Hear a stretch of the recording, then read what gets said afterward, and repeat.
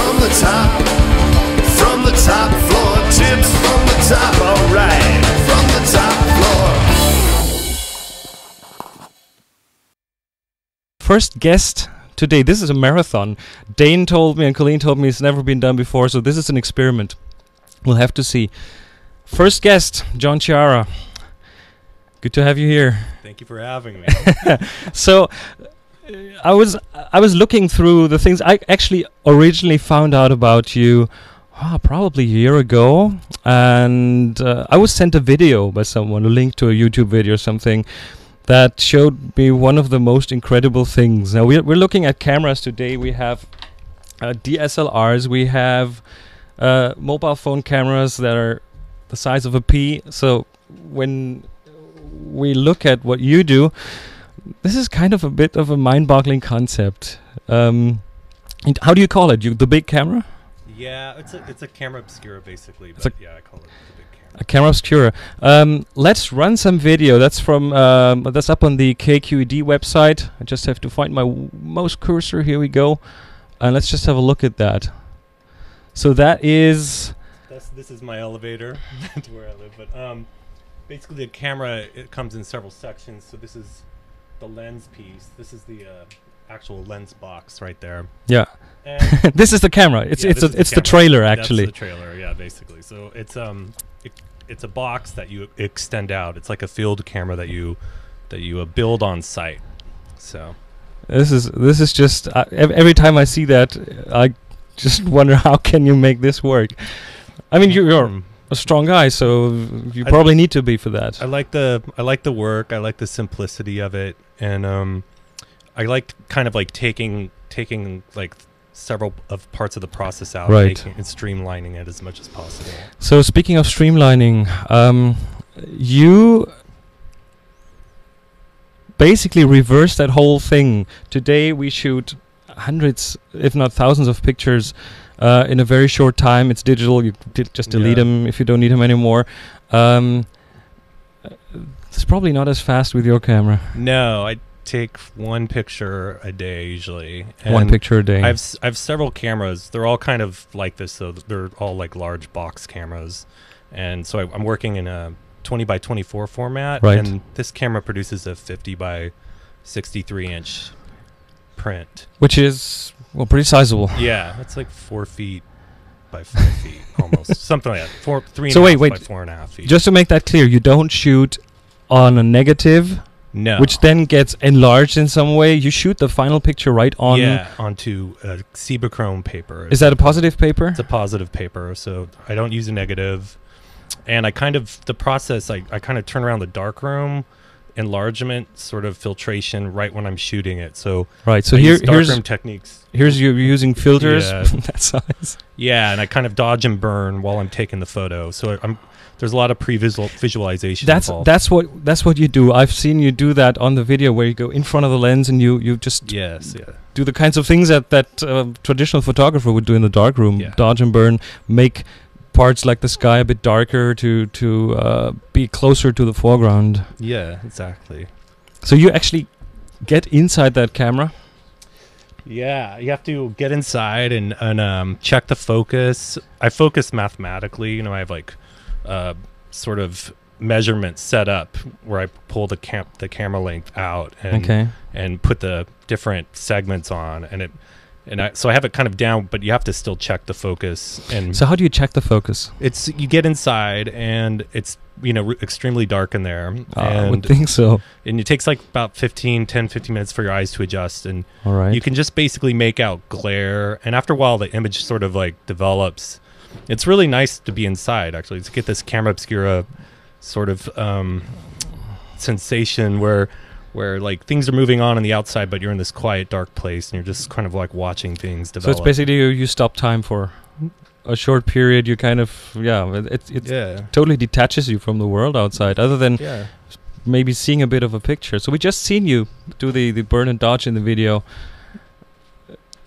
So you end up having one picture per day, and that is the one picture. And those are all one of a kind, or do you do any replication of them? No, I'm kind of I like to work that way, where it's just you take one picture and you see what happens. You kind of like take in everything you did to make that picture and how you thought it was going to turn out, all the actions you took to produce it. Right. And then you learn from that and you move on to the next image that you want to take, and you pre-visualize, and that's kind of like my process. I kind of go one to the next, and then the work kind of like slowly changes because of that. It's produced, the work slowly moves. It's like a very slow sort of process that I have to give time and space and energy. It's very time consuming and energy consuming. So when we look at developing these kinds of pictures, I just can't, it's shown in the video, but it's kind of hard to imagine,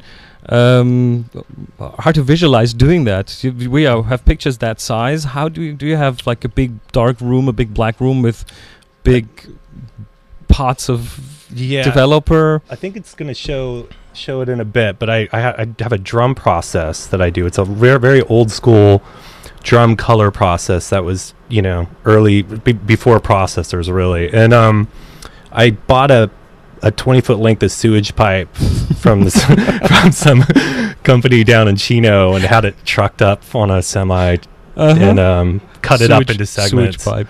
Yeah, it's like a thick sewage pipe, and so I put the paper in, you know, so the emulsions face up, and it fits perfectly in this pipe, and then I pour the chemistry in it, and I made it light proof. I've capped it off, and the chemistry can come in and out, but it's still light proof. Here we go. Yeah. So yeah, this is that the drum? Yeah. So I just put the chemistry in, and I just roll it across the floor, and that agitates the chemistry across the paper. How many gallons of developer do you have to use there? It's probably what I do. What I like about doing the smaller work, the 20 by 24 work, is I could reuse the chemistry to do these bigger prints. But I think it's probably about 2 gallons. So, but then you can keep on reusing it. So it ages over time, but not as fast. So you can use it several times. Yeah, and you just have to replenish it a little bit. So it works out for me. It's really expensive though. It's the chemistry's skyrocketing, and the paper. I remember from my